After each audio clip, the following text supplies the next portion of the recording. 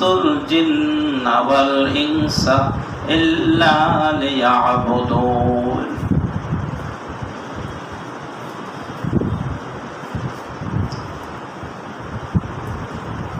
وعن حارث الأشعري رضي الله تعالى عنه قال قال رسول الله صلى الله عليه وسلم أنا أمركم بخمس الله أمرني بهن بالجماعة والسمع والطاعة والهجرة والجهاد في سبيل الله وإنه من خرج بالجماعة قيد شبر فقد خلا ربقة الإسلام من عنقه إلا أن يرجع فمن دعا بدعوى الجاهلية الأولى ومن دعا بجاهلية فهو ومن دساء جهنم وإن صام وصلى وزعم أنه مسلم رواه الترمذي.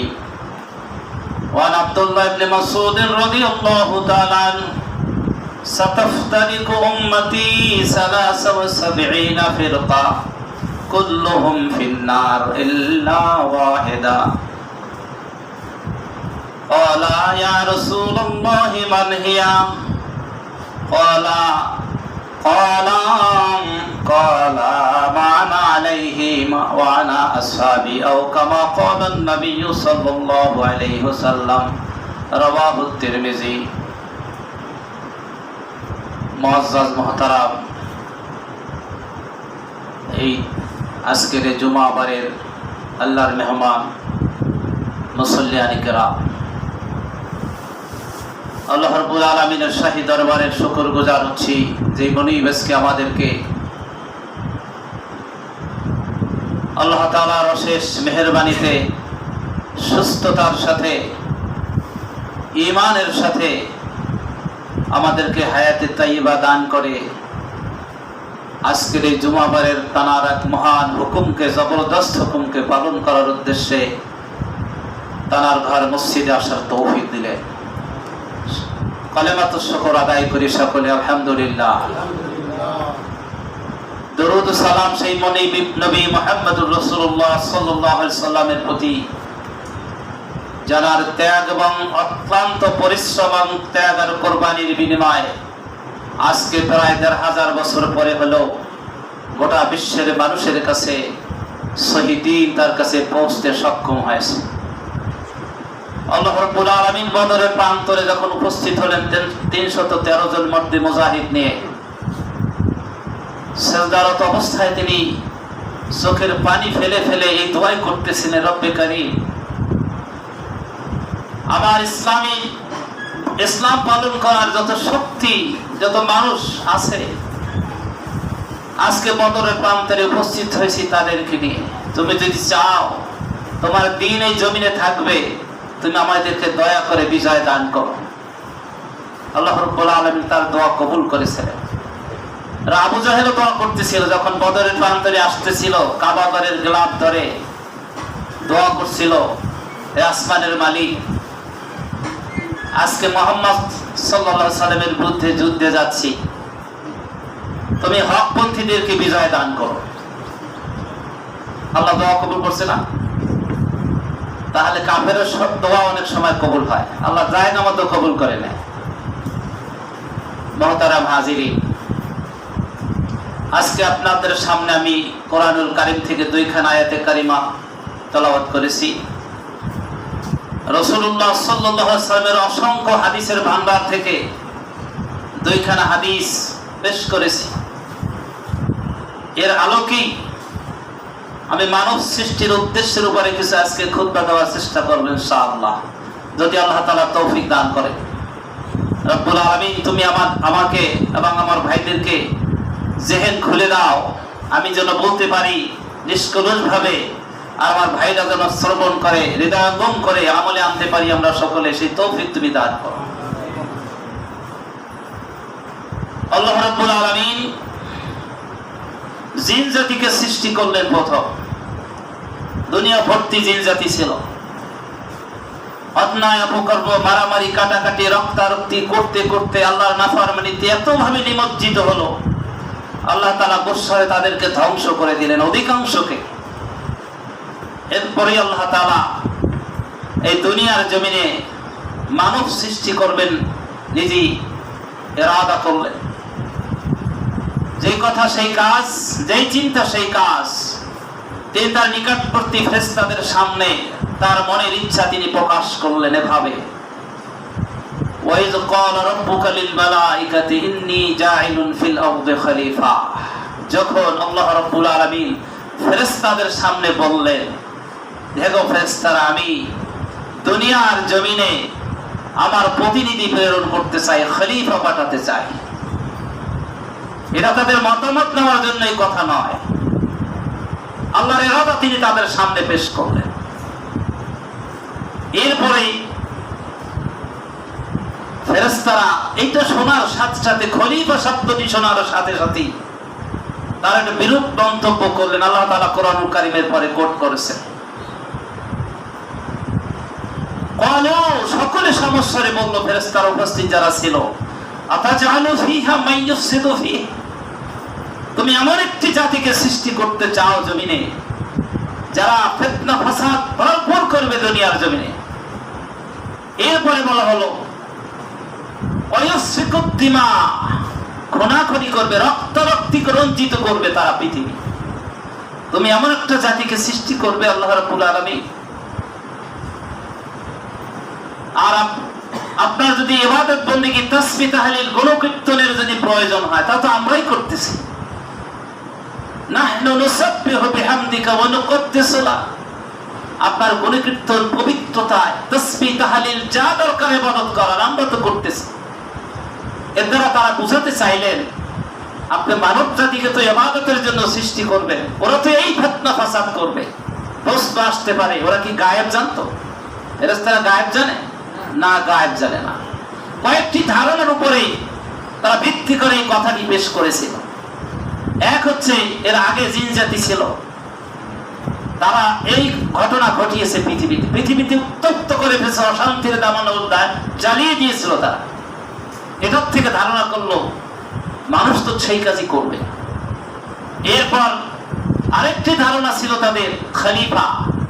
খলিফা শব্দের অর্থ হচ্ছে প্রতিনিধি। তারা বুঝতে পেরেছিল যে খলিফা পাঠাবে, এই মানুষ দ্বারা দায়িত্ব হচ্ছে ইনসাফ কায়েম করা, পৃথিবীতে আল্লাহর বিধান জমিনে প্রতিষ্ঠা করা, ন্যায় পরায়ণতা কায়েম করা, ন্যায় বিচার করা, এটাই হবে খলিফার দায়িত্ব। এটা যখন করতে যাবে তারা একে অপরের বিরুদ্ধে, তখন সেখানে দ্বন্দ্ব ফাসাদ শুরু হতে পারে। এই ধারণার থেকে তারা এই কথাগুলি বলেছে।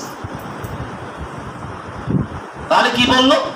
ইবাদত তো আমরাই করতেছি, তাসবিহ তাহলিল তো আমরাই করতেছি, যা দরকার ওরা প্রকারান্তরে বুঝাতে চাইলো ফেরেশতারা রব্বুল আলামিন তাদেরকে পাঠাবার প্রয়োজন, এই কথাই বুঝাতে চাইলো তারা।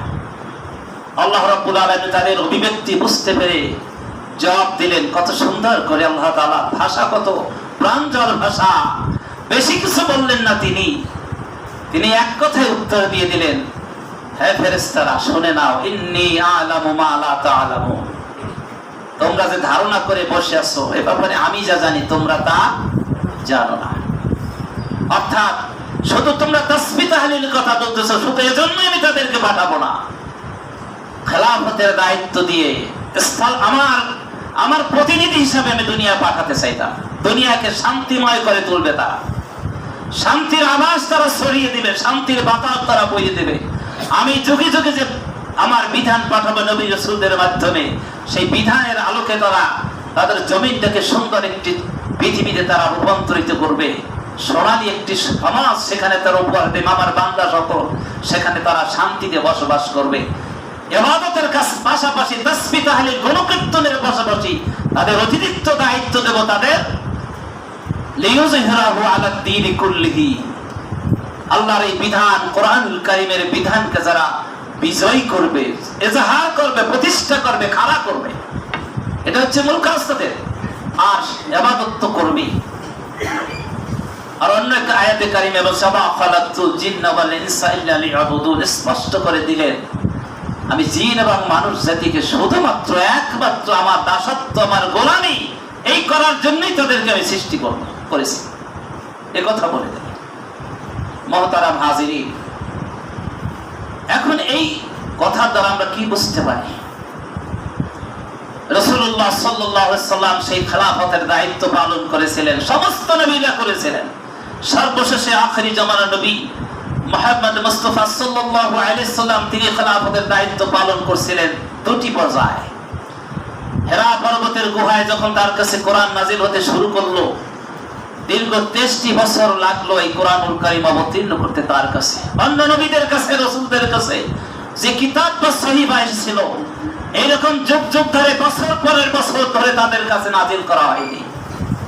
তাদেরকে একসাথে দিয়ে দেওয়া হয়েছে কিছু লিখিত কিছু পাতা, তাওরাতের কিছু লিপিবদ্ধ কিছু জিনিস দিয়ে দেওয়া হয়েছে, ইনজিল দিয়ে দেওয়া হয়েছে, সহিফা ভাবে দিয়ে দেওয়া হয়েছে লিখিত ভাবে একসাথে। আনজালা বলা হয়, অন্যান্য কিতাব যে বলা হয়েছে আনজালা, আর কোরআন যে নাজিল করা হয়েছে দীর্ঘ 63 বছর পর বসে, যখন যতটুকু যে প্রেক্ষাপটে যতটুকু প্রয়োজন হয়েছে, আল্লাহ রাব্বুল আলামিন সাথে সাথে জিবরাইল আমিনকে পাঠিয়ে রাসূলের কাছে নাজিল করেন। এটাকে কোরআনুল কারীমকে বলা হয় নাযযালা। নাযযালা হচ্ছে আস্তে আস্তে ধাপে ধাপে যে জিনিসকে পাঠানো হয়, এটাকে আরবি ভাষায় বলা হয় নাযযালা। আর একসাথে যেটা দেওয়া হয় এটাকে বলা হয় আনজালা। আল্লাহ রাব্বুল আলামিন রাসূলের কাছে কোরআন পাঠালেন দীর্ঘ 63 বছর বসে। এই কোরআনের বিধানকে যিনি সমাজে প্রতিষ্ঠা করলেন দুইটি পর্যায়ে। মক্কি জীবনে 13টি বছর, মাদানী জীবনে 10টি বছর, বেঁচেও ছিলেন তিনি 23টি বছর নবী হিসাবে। কোরআন নাজিল হওয়া শেষ হয়ে গেল আরাফাতের ময়দানে। আল-ইয়াওমা আকমালতু লাকুম দীনাকুম ওয়া আতমামতু আলাইকুম নি'মাতি ওয়া রাদিতু লাকুমুল ইসলাম দীনা। পূর্ণাঙ্গ দিন হিসাবে, পরিপূর্ণ জীবনের ব্যবস্থা হিসাবে নিয়ামত স্বরূপ হে রাসূল আপনাকে আমি দিয়ে দিলাম, আজকে পূর্ণাঙ্গ করে দিলাম। এই কোরআনুল কারীম 23টি বছর বসে নাজিল হলো, আর রাসূল ধাপে ধাপে বাস্তবায়ন করলেন। দীর্ঘ 13টি বছর তিনি মক্কি জীবনে তিনি বিশেষ করে 3টি পর্যায়ে তিনি কাজ করেছেন। তখন যেহেতু একাত্মবাদের কোনো স্বীকৃতি সেখানে ছিল না, বহু খোদায় বহু ইলাহে তারা বিশ্বাসী ছিল সেই জাতি। মূর্তি পূজায় তারা নিমজ্জিত ছিল। রিসালাতে তারা ধারণা ছিল রিসালাতের দায়িত্ব কি, রিসালাত কি জিনিস তারা ভুলে গিয়েছিল। তারা সেটা আরেকটি জিনিস ভুলে গিয়েছিল, এই জীবন শেষ নয়, আরেকটি জীবন, বিশাল জীবন আসে। এই জীবনের হিসাব ওই জীবনে দিতে হবে, বাই টু বাই করে প্রত্যেকটা মুহূর্তের হিসাব দিতে হবে। এই ধারণা থেকে তারা দূরে ছিল। তাওহীদ, রিসালাত, আখিরাত, তাদের এই তিনটির অভাব ছিল বিশেষ করে। আল্লাহ রাব্বুল আলামিন এই 13টি বছর পর্যন্ত রাসূলের কাছে এই 3টি বিষয়ের উপরে বেশি বেশি করে আয়াত নাযিল করলেন, সূরা নাযিল করলেন। আল্লাহ রাসূলের কাজও ছিল, মিশন ছিল 3টি জিনিসকে বোঝানো। তাওহীদ, একাত্মবাদের দাওয়াত দেওয়া হয়েছিল। আল্লাহ জিহাদ সেটা বোঝাবার জন্য তিনি অক্লান্ত পরিশ্রম করেছেন। তিনি যে আল্লাহ রাসূল এটাও তাদের কাছে বোঝাতে চেষ্টা করেছেন। আর তোমরা যা করছো, এই জীবন কিন্তু শেষ নয়, এই জীবনের প্রত্যেকটি মুহূর্তের হিসাব কিন্তু পরকালে দিতে হবে। এই 3টি জিনিস বোঝাবার জন্য আল্লাহ রাসূল আপ্রাণ চেষ্টা করে হযরত সাহাবায়ে কেরামদেরকে নিয়ে যখন দাওয়াত দেওয়া শুরু করলেন, যখন তিনি ইলাহ, লা ইলাহা, লা ইলাহা 2টি শব্দ, লা ইলাহা ইল্লাল্লাহর মধ্যে 2টি বাক্য। প্রথম হচ্ছে বিদ্রোহ ঘোষণা করা ইলাহাদের সাথে, যাদের পূজা করতেছো, যাদের শাসন মেনে নিচ্ছ, অবৈধ শাসন মেনে নিচ্ছ, যাদের হাতে পুতুল তৈরি করে, মূর্তি তৈরি করে পূজা করছো, এদের মধ্যে বিদ্রোহ ঘোষণা করা হয়েছে। লা ইলাহা, নাই কোন ইলাহা ইল্লাল্লাহ, আল্লাহ ছাড়া। এ কথা তারা বুঝতে পেরেছিল। এতটুকু বাক্যের মাধ্যমে আবু জাহেল, আবু লাহাব সাহেব অথবা ওয়ালিদ বিন মুগীরা বুঝতে পেরেছিল ইলাহা শব্দ দ্বারা যে কথা মুহাম্মদ সাল্লাল্লাহু আলাইহি ওয়াসাল্লাম বোঝাতে এসেছে, এর অর্থ ব্যাপক। আমাদের নেতৃত্ব, কর্তৃত্ব, আমাদের মাতব্বরি সরদারি, আর আমরা যা পূজা অর্চনা করছি কিছুই থাকবে না যদি মানুষ এই কালিমা তাইয়্যিবাকে, একাত্মবাদকে, কালিমা শাহাদাকে বিশ্বাস করে, গ্রহণ করে। আমাদের অস্তিত্ব খুঁজে পাওয়া যাবে না। এর পরক্ষণেই তারা রাসূলের সাথে, হযরত সাহাবায়ে কেরামদের সাথে বিদ্রোহ ঘোষণা করলো। শেষ পর্যায়ে ইতিহাস আমরা সকলে জানি, কত অত্যাচার, কত নির্যাতন, কত জুলুম। হযরত বেলালকে তার মনি বুবাইয়া তার হাত পা বেঁধে উটের পায়ের সাথে বেঁধে দিয়ে মরুভূমিতে চালিয়েছিল। তাকে হত্যা করার জন্য কত রকমের চেষ্টা, ফিরাবার জন্য ঈমান থেকে, তাওহীদে বিশ্বাস থেকে তাদেরকে ফিরাবার জন্য। খাব্বাব রাদিয়াল্লাহু আনহুকে অঙ্গায় করে পাথর চাপা দিয়ে রাখা হয়েছে। সুমাইয়া রাদিয়াল্লাহু তাআলা আনহাকে আবু জাহেল নিজ হাতে লজ্জাস্থানে বর্ষা দিয়ে কুপিয়ে কুপিয়ে হত্যা করেছে, শাহাদাতের নজরা পেশ করেছে। এভাবে অনেক ইতিহাস আছে, সেদিকে আমি যাব না, কারণ তারা ইলাহার শব্দ বুঝতে পেরেছিল, কিন্তু ইলাহার শব্দ আমরা বুঝি না, যার কারণে রাতে আমরা ভিক্ষা করি, যার দ্বারা আমরা তাবিজ লেখি, ঝাড়ফুঁক করি। কিন্তু লা ইলাহা ইল্লাল্লাহ যে কত ব্যাপক একটি শব্দ, একটি বাক্য, এরা কাফেররা আরবি ভাষা ভাষী তারা বুঝতে পেরেছিল। আমরা কালেমা তাইয়্যিবা লা ইলাহা ইল্লাল্লাহ কলবে ধাক্কা দিয়ে জিকির করি হাজারবার, কিন্তু আমার আমলের কোনো পরিবর্তন আসে না। আসে নাকি? যেই কাজ সেই করতেছি, শিরক বিদআত দিয়ে আমরা জীবন চালাচ্ছি, অনিসলামিক কার্যকলাপ, সুদ ঘুষ রাহাজানি দুর্নীতি, এই দিয়ে আমার জীবনকে, আমাদের জীবনকে ভরপুর করে ফেলেছি। অথচ মসজিদে টুপি মাথায় দিয়ে সুরমা আতর লাগিয়ে যায়, ইমাম সাহেবের পিছনে বসি, অথচ ওই ব্যক্তি সবচেয়ে দুর্নীতিবাজ ব্যক্তি। ইমাম সাহেবকে হাদিয়া দেয়, টাকার বান্ডিল দেয়, ঈদের দিনে হাদিয়া দেয়, ওই ব্যক্তি সবচেয়ে বেশি দুর্নীতিগ্রস্ত বেশি। ওই ব্যক্তি শিরক মধ্যে ডুবে আছে, ওই ব্যক্তি বেদাতের মধ্যে ডুবে আছে, ওই ব্যক্তি সবচেয়ে বেশি। কারণ ওই ব্যক্তি কালেমা তাইয়্যিবা, কালেমা শাহাদার অর্থ তারা বুঝতে পারেনি। মুহতারাম হাজিরিন, রাসূলুল্লাহ সাল্লাল্লাহু আলাইহি ওয়াসাল্লামের পরে আল্লাহ নির্দেশে আমরা জানি হিজরত করে মদিনায় গেলেন। মদিনায় গিয়ে সেখানে 4টি গ্রুপের সাথে তিনি ঐক্য করলেন। ইহুদি ছিল, খ্রিস্টান ছিল, অগ্নিপূজক ছিল, আর মুহাম্মদ সাল্লাল্লাহু আলাইহি ওয়াসাল্লাম ঈমানওয়ালা তার কিছু লোকজন নিয়ে সেখানে সাথী সঙ্গী নিয়ে গেলেন। মুহাজির আনসার পরামর্শ করে ঐক্যবদ্ধ হয়ে সেখানে তিনি কোরআনের বিধান দিয়ে তো ওই সত্য, ওই শহরটাকে প্রথমে পরিচালনা করার জন্য সিদ্ধান্ত নেন, সকলের সম্মতিতে, সকলের রায় দিল, রাসূলের নেতৃত্ব তারা মেনে নিল। আস্তে আস্তে সেই রাসূলের সেই গণ্ডি বাঁধতে লাগলো, আর সমস্যা দেখা গেল। দণ্ডবিধি কেমন, কি কোন অপরাধে কি দণ্ড, কোন অপরাধে কি শাস্তি, যখন প্রয়োজন হল আল্লাহ তাআলা আস্তে আস্তে করে সেই দণ্ডবিধি তার কাছে অবতীর্ণ করলেন। জাকাতের ব্যবস্থা করে দিলেন, সবকিছু করলেন। সুদের বিরুদ্ধে কথা বলা শুরু হলো, বেদাতের বিরুদ্ধে কথা বলা শুরু হলো। যখন যতটুকু প্রয়োজন হয়েছে আল্লাহ তাআলা রাসূলের কাছে কোরআন নাজিল করে মাদানী জিন্দেগীর সূরাগুলি পড়ে দেখবেন, একটি রাষ্ট্র পরিচালনার জন্য যা যা প্রয়োজন সবকিছু মাদানী জীবনে আল্লাহ রাসূলের কাছে এসেছে। আর এই মাক্কি জীবন আর মাদানী জীবনের গোটা ব্যবস্থাপনা দিয়ে গোটা প্রয়োজনের আলোকে যায় নাজিল হয়েছে, সেটাই হচ্ছে আজকে মহাগ্রন্থ আল কোরআন আমাদের কাছে আছে, লিপিবদ্ধ কোরআন। মুহতারাম হাজিরিন, এখানে একটি কথা বলতেই হয়, ওরা বুঝাতে চেয়েছিল ফেরেশতারা আমরা তাসবিহ তাহলিল ইবাদত শুধু যা চাও আমরা করতেছি, ওদের প্রয়োজন নাই। আল্লাহ বলেন ইন্নী আ'লামু মা লা তা'লামুন, এই ইবাদত তো তারা করবেই, মানুষরা এগুলি ফরজ করেই দেব আমি, কিন্তু এর পাশাপাশি আরেকটি জীবনকে আমি তাদেরকে দিব, আমার বিধান আমি দিব নবী রাসূলদের কাছে। তাদের কাছে যে কিতাব সহিফা যাবে তার আলোকে সমাজটাকে সুন্দর করবে। সমাজ ওই আল্লাহর দেয়া বিধানের আলোকে সমাজ চলবে, ব্যক্তি চলবে, পরিবার চলবে, সমাজ চলবে, রাষ্ট্র চলবে, অর্থনীতি চলবে, ব্যবসা নীতি চলবে, শিক্ষানীতি চলবে। মানুষের জীবনে যা যা প্রয়োজন সবকিছু কোরআন দিয়ে চলবে, আল্লাহর দেয়া বিধান দিয়ে চলবে, সহিফা দিয়ে চলবে। এজন্যই আল্লাহ রাসূলকে পাঠানো হয়েছিল। ওয়াল্লাযী আরসালা রাসূলাহু বিল হুদা ওয়া দীনিল হক লিইয়ুযহিরাহু আলাদ দীনি কুল্লিহি ওয়ালাউ কারিহাল মুশরিকুন। এভাবে 3টি আয়াতে কারিমা নাযিল করে আল্লাহ রাসূলকে কি উদ্দেশ্যে প্রেরণ করা হয়েছিল? তিনি হক এবং হুদা সহকারে তাকে আমি পাঠিয়েছি। কেন? লিইয়ুযহিরাহু আলাদ দীন, ওই সমাজে যত জীবন ব্যবস্থা, দিন মানে জীবন ব্যবস্থা, ওই সমাজের মানব পরিচিত যত জীবন ব্যবস্থা থাকবে, সকল জীবন ব্যবস্থার উপরে আমার এই কোরআনের বিধানকে বিজয় করবে, খাড়া করবে, সকলের উপরে তুলবে। এই কোরআন বিজয়ী থাকবে সমাজে। কোরআন কারো কাছে অনুমতি নিয়ে চলবে না, কোরআনের কাছে অনুমতি নিয়ে সমাজ চলবে। এজন্য আমি রাসূলকে পাঠিয়েছি। মুহতারাম হাজিরিন, আজকে কি আমরা সেই অবস্থানে আছি? আজকে আমরা সেই অবস্থানে নাই।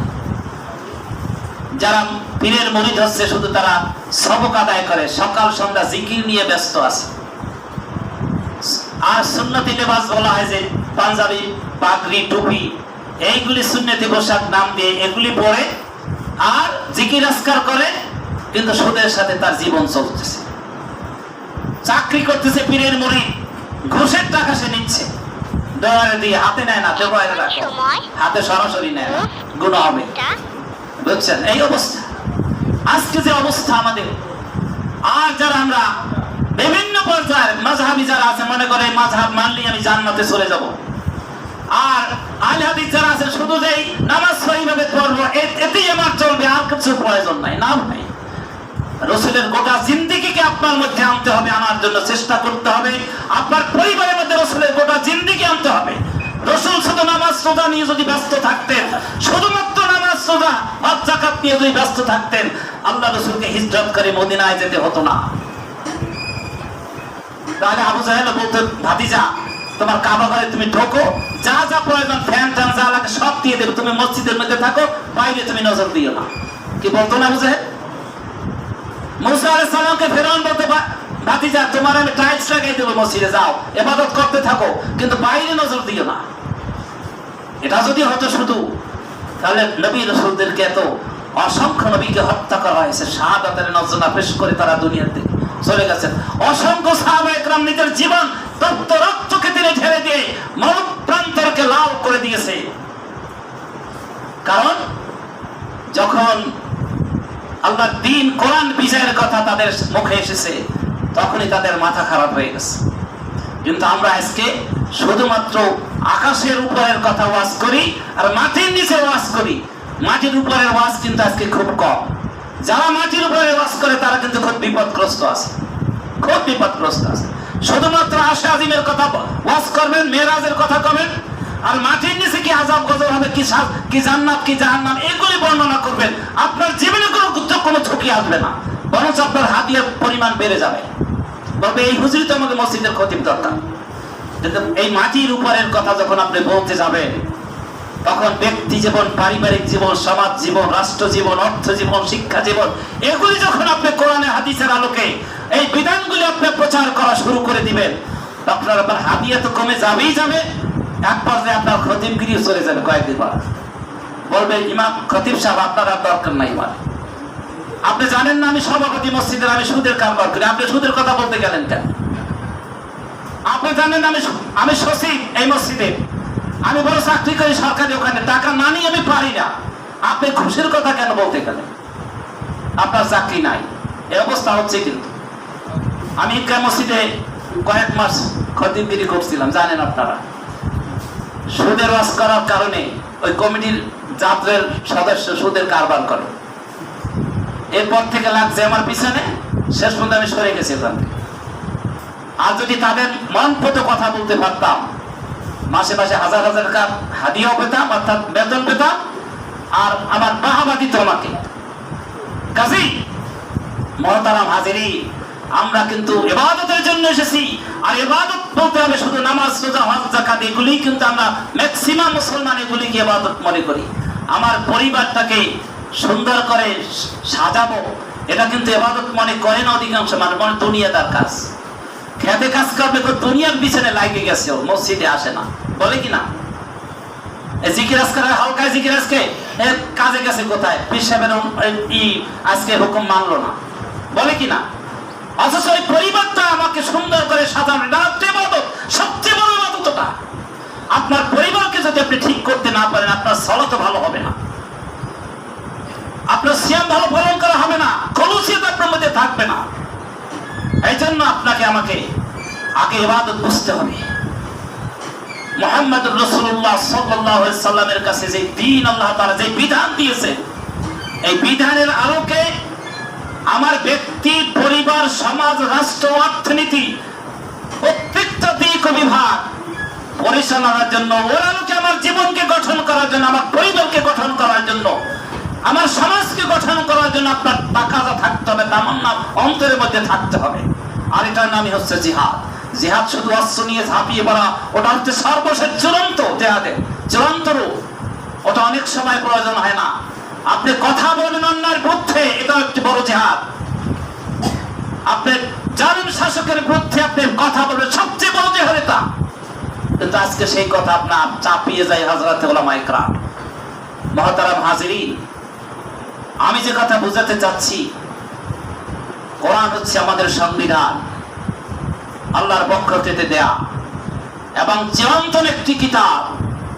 আর মূর্ত প্রতীক, মূর্ত রূপ ছিলেন কোরআনুল কারীমের মুহাম্মদুর রাসূলুল্লাহ সাল্লাল্লাহু আলাইহি ওয়াসাল্লাম এবং তার ফলোয়ার ছিলেন হযরত সাহাবায়ে কেরাম রাদিয়াল্লাহু তাআলা আলাইহিম আজমাইন।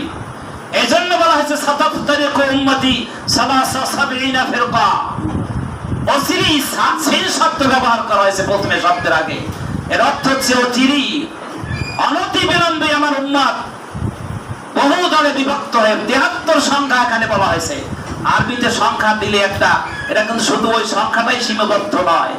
আরবির সংখ্যা ব্যাপকতা বোঝানোর জন্য একটা শব্দ ব্যবহার করা হয়।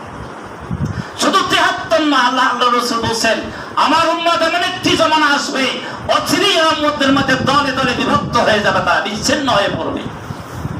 কুল্লুহুম ফিন্নার, প্রত্যেকটা দলই জাহান্নামে চলে যাবে, ইল্লা ওয়াহিদা, একটি দল ব্যতীত। ক্বালু ইয়া রাসূলুল্লাহ মান হিয়া, সাহাবীরা ঘাবড়িয়ে গেলেন, জিজ্ঞেস করলেন ইয়া রাসূলুল্লাহ এত দল হবে, তার মধ্যে একটি দল জান্নাত পাবে, নাজাত পাবে, সেই দলটি কি? আমরা তো চিনি না, কিভাবে চিনবো তাদেরকে? ক্বাল রাসূলুল্লাহ সাল্লাল্লাহু আলাইহি ওয়াসাল্লাম মা আনা আলাইহি ওয়া আসহাবি, ওই দলটি হচ্ছে তোমরা দেখবে হুবহু আমি রাসূলকে অনুসরণ করে চলে এবং আমার ফলোয়ার হযরত সাহাবায়ে কেরামদেরকে অনুসরণ করে। এখন রাসূলকে যদি অনুসরণ করতে হয়, শুধু সালাত, সিয়াম আর হজ, যাকাত, দান, সদকা এগুলি শুধু অনুসরণ করব, রাসূল টুপি পরতেন আমি টুপি পরবো, আর বাকি জিন্দেগি থেকে রাসূলকে যদি মাইনাস করে দেই আমি, রাসূল একজন ঘরের কর্তা ছিলেন, রাসূল একজন সৈনিক ছিলেন, রাসূল একজন সেনাপতি ছিলেন, রাসূল একজন শাসক ছিলেন, রাসূল একজন দেশের প্রেসিডেন্ট ছিলেন। রাসূলের প্রত্যেকটা দিক বিভাগ আপনার চিন্তা থাকতে হবে। তো সালাত আর সিয়াম আর হজ যাকাত আমি সহিভাবে করব, কিন্তু আর রাসূলের বাকি জিন্দেগি যখন আমার থেকে দূরে থাকবে, যখন হাউজে কাউসারের কিনারায় রাসূল বসে উম্মতদেরকে পানি পান করাতে থাকবেন, উম্মতরা আসতে থাকবে, পানি দিতে থাকবে, হাদিসে আছে এক পেয়ালা পানি যদি কেউ ওখান থেকে পান করে 50,000 বছর যে কিয়ামতের ময়দানে, উত্তপ্ত ময়দানে থাকতে হবে, এর মধ্যে আর তার পিপাসা লাগবে না। এই পানি তিনি বিরতে থাকবেন, দিতে থাকবে। এরপর দেখা হঠাৎ করে একটা মাছ থেকে একটা ওয়াল উঠে গেছে, আড়াল পড়ে গেছে, ও পাশে আর উম্মত আছে। রাসূল বলতেছেন হে ফেরেশতারা, ওদেরকে তুমি আটকে দিলে কেন? আটকে দাও, ওরা তো আমার উম্মত। ফেরেশতাদের পক্ষ থেকে আওয়াজ আসবে, হে হাবিবুল্লাহ, হে আল্লাহ রাসূল, ও আপনি সিরাতে সুরাতে আপনার উম্মত আপনি দেখে চিনতে পারতেছেন, কিন্তু আপনি জানেন না আপনার অনুপস্থিতি তারা আপনার দিনকে, আপনার রেখে যাওয়া কষ্টার্জিত সেই দিনকে তারা বিকৃত করেছিল, শিরক আর বিদআত দিয়ে তারা ভরপুর করেছিল। আর আপনি আসার পরে আপনার গোটা জিন্দেগির মধ্যে কিছু বেছে বেছে তারা পালন করেছে, যে কষ্টের যে সুন্নাতগুলি সেগুলি তারা ধারে কাছেও যায়নি। জীবন দেওয়ার ঝুঁকি যেখানে আছে সেই সুন্নাত তারা পালন করেনি, ওরা আপনার উম্মত নয়। আল্লাহ রাসূল কি উত্তর দেবেন?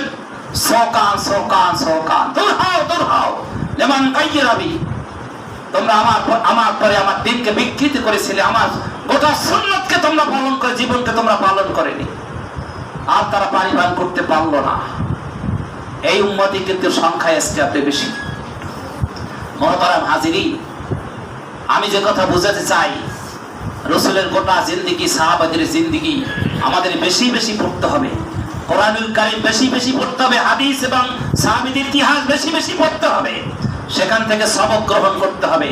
হযরতে সাহাবায়ে কেরামরা কিভাবে রাতের বেলা ইবাদতে কাটাতেন, জায়নামাজে চোখের পানি দিয়ে জায়নামাজ ভিজিয়ে দিতেন, আর দিনের বেলা ঘোড়ায় চড়ে তারা মুজাহিদ বেশে তার বিভিন্ন দিক বিদিকে ছুটতেন, তারা আল্লাহর দ্বীনকে, আল্লাহর কোরআনের বিধানকে বিজয় কিভাবে করা যায়, মদিনার বুকে সেভাবে সর্বশেষ আল্লাহ রাসূলের নেতৃত্বে মদিনা একটি ইসলামী রাষ্ট্র প্রতিষ্ঠিত হয়েছিল।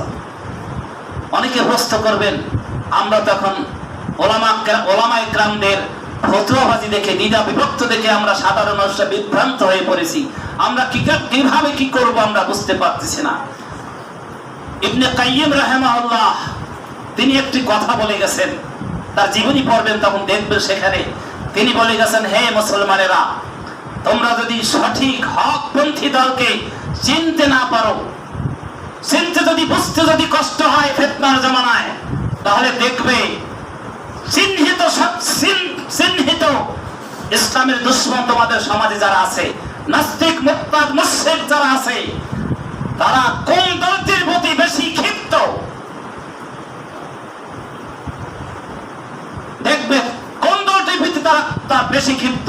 কারণ মুসলমানরা যে দল আছে তার মধ্যে মোটামুটি যে হক দল আছে তা চিনতে না পারো তোমরা, কিন্তু ওরা ঠিকই চিনতে পারে হক দল কোনটি, এজন্য তাদের সাথে শত্রুতা বেশি।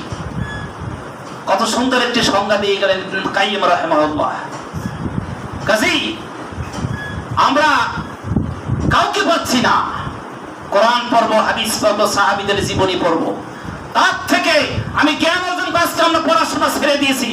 আজকে আমি যদি হাত জাগাতে বলি কয়জনে কোরআন সহি শুদ্ধ পড়তে পারেন, কয়জনে অর্থ বুঝে পড়তে পারে, জিজ্ঞেস যদি করি আমরা হাত অনেক উঠাতে পারবো না।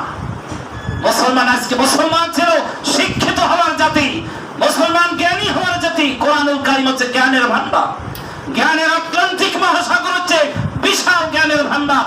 আল্লাহ তাআলা কোরআনুল কারীম আমাদেরকে দিয়েছেন, এখান থেকে মুসলমান জ্ঞান অর্জন করবে, তার ব্যক্তি, পরিবার, সমাজ, রাষ্ট্র চালাবে। এর জন্য যা যা প্রয়োজন কার কাছে যেতে তাদের প্রয়োজন হবে না। কিন্তু আজকে আমরা মূর্খের জাতিতে পরিণত হয়েছি। অন্য জাতি আজকে লেখাপড়া বেশি করে। আমরা কোরআন যারা উনি পড়তে জানি ছয় শুদ্ধ, তাদের মধ্যে যদি বলি যে কয়জনে অর্থ বুঝে পড়তে পারেন, পরে হাত কমে যাবে। কয়জনে আমলে আনতে পারেন, হাত কমে যাবে। আজকে এই ফিতনার জামানায়, আখেরি জামানায় সামনে যে মুসিবত আসতেছে, দাজ্জালের ফিতনা বেশি দূরে নয়। সেই ফিতনা থেকে বাঁচার জন্য রাসূলের একখানা সহিহ হাদিস আছে, ওর থেকে যদি বাঁচতে চাও সূরা কাহফের দুইটা হাদিস আছে, দুইটা বর্ণনা আছে। সূরা কাহফের প্রথম 10 আয়াত মুখস্থ ঠোঁটস্থ রাখবে, মুখের উপরে রাখবে। আর একটা বর্ণনা আছে সূরা কাহফের শেষ 10 আয়াত তোমরা মুখস্থ করবে, এবং যখন শুনতে পাবে দাজ্জাল বেরিয়ে গেছে তখন তার থেকে নিজেকে এড়িয়ে চলার চেষ্টা করবে। কারণ তার সামনে যে যাবে সেই ফিতনা থেকে তার ঈমান হারাতে তার মনে সময় লাগবে না, যতবার ঈমান ওলা হোক না কেন। এমন কৌশল, এমন শক্তি সে দেখাবে। বড় ফিতনা সামনে আসতেছে। আল্লাহ রাসূল সেই 1450 বছর আগে এই দাজ্জালের ফিতনা থেকে বাঁচার জন্য আল্লাহর কাছে কাকুতি মিনতি করে চোখের পানি ফেলেছে। দাজ্জালের এই রাসূলের ভবিষ্যৎবাণী, আখেরি জামানায় যে ভবিষ্যৎবাণী করেছেন, এগুলি আমাদের প্রত্যেকের ঠোঁটস্থ করা দরকার, পড়া দরকার। না হয় দাজ্জালের ফিতনা থেকে বাঁচতে আমরা বাঁচাতে পারবো না। মুহতারাম হাজিরিন, আর ইমাম মাহদী আলাইহিস সালাম আসবেন, সেটাও রাসূলের সেই ভবিষ্যৎবাণী আলোকের দুনিয়াতে যে প্রেক্ষাপটে তিনি আসবেন, সেই প্রেক্ষাপট তৈরি হয়ে গেছে এখন। আর আল্লাহ তাআলার হুকুম কখন হবে আল্লাহই ভালো জানেন। তিনি আসবেন, মানুষদেরকে বায়াত নেবেন, শপথ বাক্য পাঠ করাবেন শুধুমাত্র একটি জিনিসের উপরে, সেই বিষয়টি হলো জিহাদের বায়াত নেবেন তিনি। কিন্তু তুমি নামাজ পড়ো না পড়ো এটা কোনো খোঁজ খবর তখন নেওয়া হবে না। তখন দিনকে দুনিয়ায় ফেলাবার জন্য, দাজ্জালকে এবং ওই মুশরিক আর কাফেরদের পরাস্ত করার জন্য তখন ইসলামী ফি সাবিলিল্লাহ, জিহাদ ফি সাবিলিল্লাহ যে প্রয়োজন হবে, ঈমান থাকলেই পরে তার জিহাদের বায়াত নিয়ে তার সাথে সৈনিক হয়ে ওই দাজ্জালের বিরুদ্ধে এবং মুশরিকদের বিরুদ্ধে, ইহুদিদের বিরুদ্ধে যুদ্ধ ঘোষণা করা হবে। আল্লাহ রাসূল বলে দিয়েছেন, মক্কায় যখন তিনি আবির্ভূত হবেন তখন তিনি ওখান থেকে সিরিয়ায় চলে যাবেন। সব পৃথিবীর মুসলমানদেরকে আল্লাহ রাসূল বলেছেন তোমরা সেখানে গিয়ে উপস্থিত হবে, বরফের উপর দিয়ে হামাগুড়ি দিয়ে হলো যাওয়ার চেষ্টা করবে সেখানে, যদি ঈমান বাঁচাতে চাও। মুহতারাম হাজিরিন, কোরআন পড়ুন, হাদিস পড়ুন। আমার বক্তব্য আজকে একটি মানব সৃষ্টির ইতিহাস আমি আলোচনা করতে গিয়ে আমি অনেক কোট করেছিলাম, কিন্তু বক্তব্য ব্যাখ্যা দিতে গিয়ে এত বড় লম্বা কয়েক ঘন্টা লাগবে আলোচনা করতে গিয়ে কোরআন হাদিসের চয়ন করেছিলাম। মানব সৃষ্টির উদ্দেশ্যটা কি ছিল? এক কথায় আমি বোঝাতে চাই, মানব সৃষ্টির উদ্দেশ্য হচ্ছে আল্লাহর পক্ষ থেকে যে বিধান দেওয়া হয়েছে ওই বিধান দিয়ে তার জীবনকে সে গঠন করবে। প্রথমে তার ব্যক্তিকে গঠন করবে, তারপর পরিবারটাকে সে সাজাবে, তারপর সে তার সমাজটাকে ওই আলোকে সাজাবার জন্য আপ্রাণ চেষ্টা করবে। তারপরে তার সমাজ যখন এভাবে আস্তে আস্তে পরিবর্তিত হবে কোরআনের বিধান দিয়ে, তখন রাসূলের মতো একখানা ইসলামী রাষ্ট্র, খোলাফায়ে রাশেদার মতো ইসলামী রাষ্ট্র গঠন করা তখন সম্ভব। সেদিকে আমাদেরকে অগ্রসর হতে হবে। আর লিইয়ুযহিরাহু আলাদ দীনি কুল্লিহি, আল্লাহর বিধানকে বিজয় করার জন্য, এটা হচ্ছে মানব সৃষ্টির মহান উদ্দেশ্য, মেইন উদ্দেশ্য, এক নম্বর উদ্দেশ্য। এর ফাঁকে আর গোটা জিন্দেগীর যত হুকুম আল্লাহ তাআলার আছে, আদেশ এবং নিষেধ আছে, সবকিছু আমার জীবনে বাস্তবায়ন করার জন্য চেষ্টা করতে হবে। মুহতারাম হাজিরিন, আমি আপনাদের সামনে আরেকখানা হাদিস, দুইখানা হাদিস উপস্থাপন করেছি, একটার অনুবাদ পেশ করেছি, আরেকখানা হাদিস পেশ করেছি, তার অর্থ এবং আরেকটা নতুন হাদিস আপনাদের সামনে উপস্থাপন যা পেশ করিনি, এটার অর্থ শুধু বলবো, এ বলেই আমি আমার আজকে প্রথম খুতবা শেষ করব, আল্লাহ তাআলা তৌফিক যদি দান করেন। আন হারিস আল-আশআরি রাদিয়াল্লাহু তাআলা আনহু قال قال رسول الله صلى الله عليه وسلم আনা আমরুকুম বিখামসিল্লাহ আমারানি বিহিন্না। হে গো সাহাবীরা, আমি আল্লাহর পক্ষ থেকে 5টি জিনিসের আদিষ্ট হয়েছি, সেই 5টি জিনিস তোমাদেরকে আমি আদেশ করতেছি। আল্লাহ আমাকে আদেশ করেছেন, আদেশ মানে কি? পালন করতে হবে, অবশ্য পালনীয়। আল্লাহ আমাকে 5টি জিনিস আদেশ করেছেন, আমি সেই 5টি জিনিসের আদেশ তোমাদেরকে করছি।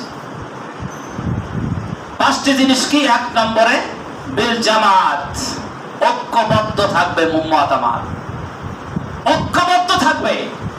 দিন পালন করতে গিয়ে খুঁটিনাটি মত পার্থক্য থাকবে। আল্লাহ রাসূল এক এক আমল এক এক সময় এক এক রকম করেছেন, এটা ইসলামের সৌন্দর্য। ফরজ ওয়াজিবের কোনো পার্থক্য নাই, সুন্নাত মুস্তাহাবের মধ্যে পার্থক্য দেখা যাচ্ছে, সেটা যদি বেদাত পর্যায়ে না পড়ে, দুর্বল হাদিস দিয়েও যদি থাকে, সে করতে থাকুক, তাকে সহিহ আমল বুঝাবার চেষ্টা করি, কিন্তু তাকে আমি খারিজ করে না দেই ইসলাম থেকে। আমাদের সজাগ থাকতে হবে। আজকে এই ফিতনার জামানায় সবচেয়ে বড় প্রয়োজন হলো ঐক্যবদ্ধ থাকা মুসলমান। কিন্তু আমরা অনৈক্যের জাল এমন ভাবে বিস্তার করেছি, আজকে মুসলমান অনৈক্যের দাবানলে যাও যাও করে জ্বলছে, মুসলমান ঈমান হারা হয়ে যাচ্ছে। এমনকি আজকে হযরতে উলামায়ে কেরামদের মধ্যে অনৈক্য আজকে বেশি দেখা যাচ্ছে। একজন ভুল করতে পারে, একটি ভুল প্রয়োজন তাকে ডেকে এনে অথবা ফোনে হ্যালো বলে তাকে প্রথম সংশোধন করে, ভাই এটা তো কোরআন সুন্নাহর আলোকে পড়েন আপনার কথাটা না, সে কথা না বলেছে সরাসরি নেটের জগতে ছেড়ে দেয়, তার মধ্যে নাম ধরে ধরে ফতোয়াবাজি করা শুরু করে দেয়। আমি এই আলেমদেরকে আদৌ পছন্দ করছি, মাযহাবী হোক আর এই যে আহলে হাদিস হোক, আমি এই ধরনের আলেমদেরকে আদৌ আমি পছন্দ করি না। ফতোয়াবাজি আজকে করতে করতে আমরা আজকে দ্বিধা বিভক্ত হতে হতে ছিন্ন বিচ্ছিন্ন হয়ে গেছে মুসলমানদের ঐক্য।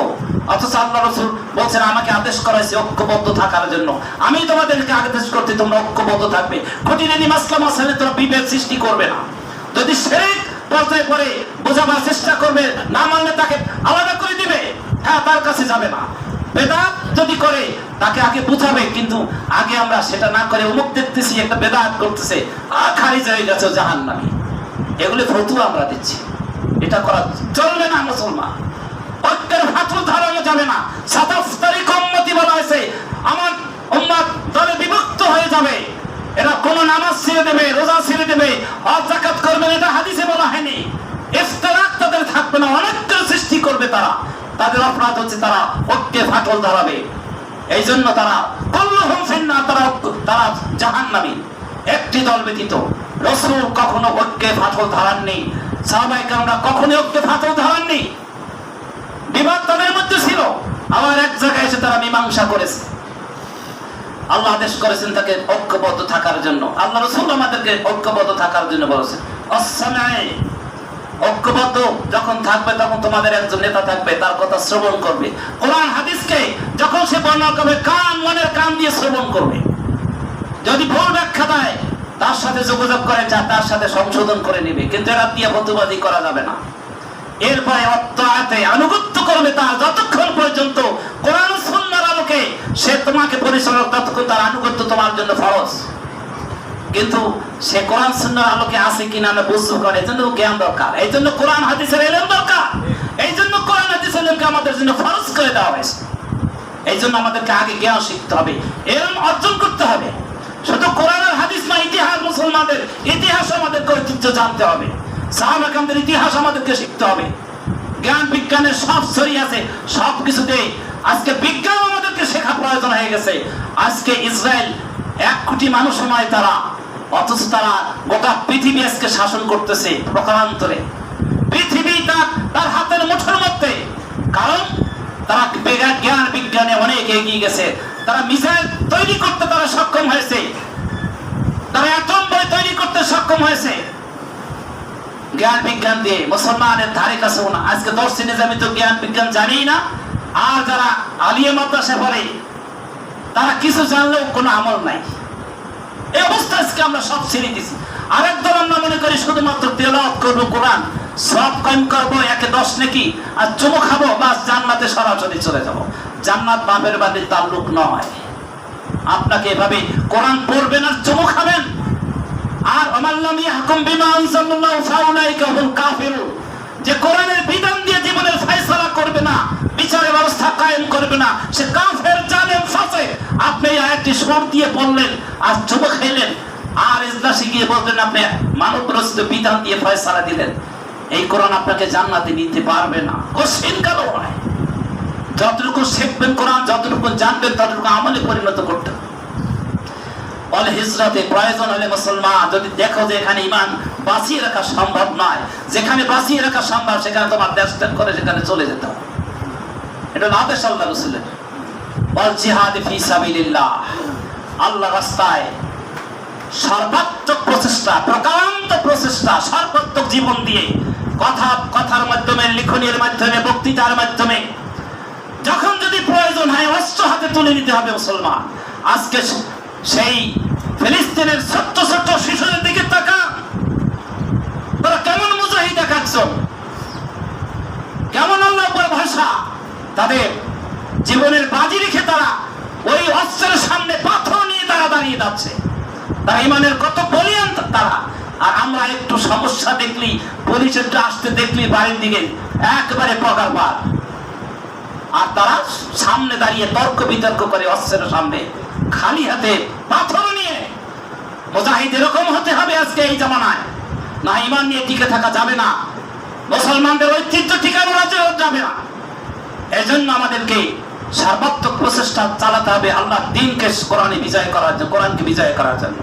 আমান খারাজা বিল জামাত, যে ব্যক্তি ঐক্যবদ্ধ ঈদ থেকে গণ্ডির মধ্য থেকে 1 বিঘত দূরে সরে যাবে, আল্লাহ রাসূল বলেন খালা ফাকাদ খালা রিবকাতুল ইসলাম, সে ইসলামের রজ্জুকে, তার গলদেশে পরানো ছিল ইসলামের রজ্জু, সে খুলে ফেলে দিল।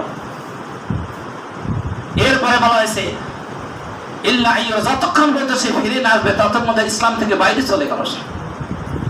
আমান দাআবা দাওয়াল জাহিলিয়াত, যে ব্যক্তি জাহিলিয়াতের দিকে মানুষকে আমন্ত্রণ জানাবে, দাওয়াত দিবে।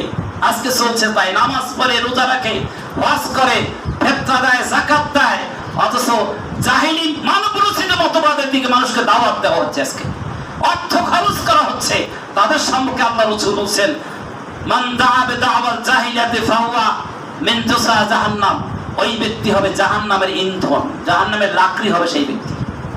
যতই নামাজ রোজা করে। বা আল্লাহ রাসূল আরো বলেন ওয়াইন সামা ওয়া সাল্লা, জিজ্ঞেস করেছে সাহাবী ইয়া রাসূলুল্লাহ, সে যদি নামাজ পড়ে, রোজা রাখে, হজ যাকাত করে, তারপরে জাহান্নামের ইন্ধন হবে? আল্লাহ রাসূল বলেন ওয়াইন সামা ওয়া সাল্লা যাআমা আন্নাহু মুসলিম, সে যদি সিয়াম করে, সে যদি সালাত আদায় করতে কবলে দাগও ফলাইয়া দেয়, হজ করে, ফিতরা দেয়, যাকাত দেয়, এবং নিজেকে সে মুসলমান, সে গর্বের সাথে নিজেকে পরিচয় দেয়, তারপরও সে জাহান্নামের ইন্ধন হবে। এই হচ্ছে একটা হাদিস। আর একটা হাদিস আপনাদের সামনে উপস্থাপন করে আমার বক্তৃতা শেষ করব। প্রথম আন হুযায়ফা রাদিয়াল্লাহু তাআলা আনহু আন্না নবী সাল্লাল্লাহু আলাইহি ওয়াসাল্লাম قال والذي نفسي بيده لا تأمرن بالمعروف ولا تنهون عن المنكر ولا يؤسكن الله أن يبعث عليكم عذابا من عنده ثم لا تدعونه ولا يستجاب لكم رواه الترمذي سلسلة الصحيحة। হযরত হুযায়ফা রাদিয়াল্লাহু তাআলা আনহু রাসূলের জ্ঞানের ভান্ডার ছিলেন। তিনি গোপন কথা তার কাছে আল্লাহ রাসূল মৃত্যুর আগে তিনি বলে গিয়েছিলেন। এই সাহাবী হযরত হুযায়ফা রাদিয়াল্লাহু তাআলা বলতেছেন যে রাসূলুল্লাহ সাল্লাল্লাহু আলাইহি ওয়াসাল্লাম বলেছেন যে যেই সত্তার হাতে মুহাম্মদ সাল্লাল্লাহু আলাইহি ওয়াসাল্লামের জীবন, তার শপথ করে আমি বলছি, আল্লাহ রাসূল বলতেছেন, শপথ করে বলতেছেন, কোন সমাজে যদি সৎ কাজের আদেশ অসৎ কাজের নিষেধ উঠে যায় সমাজ থেকে, ওই সমাজে আল্লাহ তাআলা আযাব গজব দিবেন, এমন ভাবে দিবেন, ওই আযাব গজব থেকে বাঁচার জন্য তারা কান্না চোখের পানি ফেলবে, মসজিদে জায়নামাজ ভিজিয়ে দেবে কাঁদতে কাঁদতে, কিন্তু তাদের দোয়া কবুল করা হবে না। আজকে সেই জমানায় আসছি কিনা আমরা? আজকে আসছি। আজকে বাস্তবতার আলোকে আমরা আসছি। কাজেই আজকে সৎ কাজের আদেশ নাই। যদি রাস্তায় একটি অন্যায় কাজ হতে দেখি, আমি চোখ এড়িয়ে চলে যাই, কি আবার ফেতনায় পড়ে, আবার পুলিশ আসবে, আবার আমার বিরুদ্ধে কেস দেবে, যুদ্ধপদের মামলায় কেনা দিয়ে দেবে, চলে যায়। না ভাই, আপনি একা পারেন না, আপনি আরো 2-5 জনকে নেন একসাথে। সমাজের মানুষগুলি একেবারে নৈতিক চরিত্রতা হারিয়ে ফেলেনি, আপনি তাদেরকে ডাকেন, একত্রে যান, একত্রে 5-7 জন 10 জন আপনি তাকে বলেন, নরম ভাষায় তাকে বলেন। কৌশল উদউনি আস্তাজিব লাকুম, বলা হয়েছে তুমি দাওয়াত দাও, উদউনি আস্তাজিব লাকুম, উদউ ইলা সাবিলি রাব্বিকা বিল হিকমা, সুকৌশলে তাকে দাওয়াত দাও, নরম ভাষায় তাকে দাওয়াত দাও। এমনকি ফেরাউনের কাছে মুসা আলাইহিস সালামকে যখন পাঠানো, ওহী করে জানাই দিলেন, হে মুসা, ফেরাউনের কাছে যাচ্ছ, তার কাছে ভালো ব্যবহার করবে গিয়ে। আর আমরা প্রথমেই লাগাই দেই তর্কাতর্কি, এমন ভাবে ফতোয়াবাজি শুরু করে দেই, শেষ পর্যন্ত একটা গন্ডগোল হয়ে এখানে মারামারির উপক্রম হয়ে যায় সমাজে। এক ব্যক্তি তো বেদাত করতেছে, ইমানের দাবি করতো, সে তো মুসলমান দাবি করে সে, কিন্তু আরেকজন কাফেরকেও মুশরিককেও দাওয়াত দিতে হবে, সেখানে আল্লাহ তাআলা বলছেন নরম ভাষায় কথা বল। আপনার ভাষার কারণে ওই লোকটা ফিরে আসবে, কর্কশ ভাষী হলে আপনার কথা সে দাওয়াত সে গ্রহণ করবে না। এজন্যই আল্লাহ তাআলা আল্লাহ রাসূল বলছেন যে এই সমাজে সৎ কাজের আদেশ, অসৎ কাজের নিষেধ উঠে যাবে, সেই সমাজে বালা মুসিবত এমন ভাবে আসতে থাকবে যে তারা এমন আক্রান্ত হবে, তারা দোয়া করবে, আমার কাছে দোয়া কবুল করবো না। আল্লাহ রাব্বুল আলামিন আমাদের সকলকে এ পর্যন্ত কোরআন হাদিসের আলোকে মানব সৃষ্টির উদ্দেশ্য, মহান উদ্দেশ্য কি, এর উপরে যে কথোপকথন শুনলাম, রব্বুল আলামিন আমি আমার মুখ থেকে ভুল কথা যদি বেরিয়ে থাকে, আমার ভাইদের জেহেন থেকে তুমি মুছে দাও। রব্বুল আলামিন আমাকে তুমি সেজন্য পাকড়াও করো না। রব্বুল আলামিন আমি সহ যারা এখানে আসছি, আমরা প্রত্যেকে যেন এই আমলে পরিণত করতে পারি, তৌফিক তুমি দান করো। রব্বুল আলামিন আমরা ঐক্যবদ্ধ সমাজে থাকতে চাই, মাযহাব আর আহলে হাদিস আর সুন্নি আর অমুক আর তমুক আর পীর মুরিদার তাবলীগ, আমরা সকলে মুসলমান, আমরা একাকার হয়ে থাকতে চাই, আমরা সহি দ্বীন পালন করব।